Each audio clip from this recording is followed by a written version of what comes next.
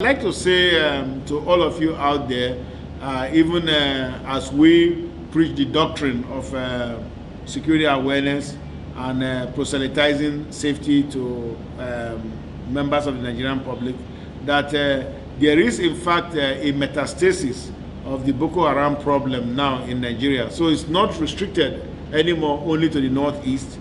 It is now all over the country, even here in Lagos, where I believe they are pre-operational, and I've had to deal with one or two incidents where there was an actual Boko Haram operative or commander, in fact, who showed himself and had to turn him over to the authorities.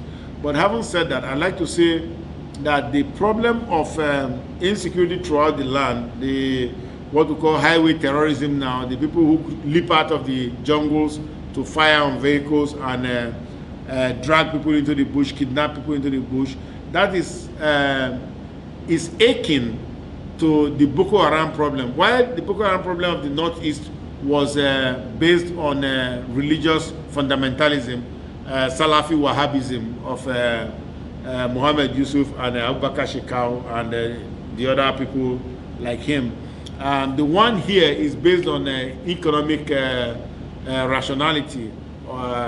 These people want to seize people, and these are mostly fighters from Mali, from Niger, well, a lot of misguided Nigerian people. From Sudan, we've seen commanders from Sudan also in here, in the bush. These guys, they have a good lay of the land. Foliage is their good friend. Foliage, that is the shrubbery, the trees and the forest is their friend. They can ride machines in forest for hours on end without running into any tree, which any normal person like you or I cannot do, and so on and so forth. So we have a situation where there is an actual invasion of Nigeria, which has already occurred, and the people are in the bush, and the government needs to pay attention and go and flush them out. So why am I saying this? I know you are not the government.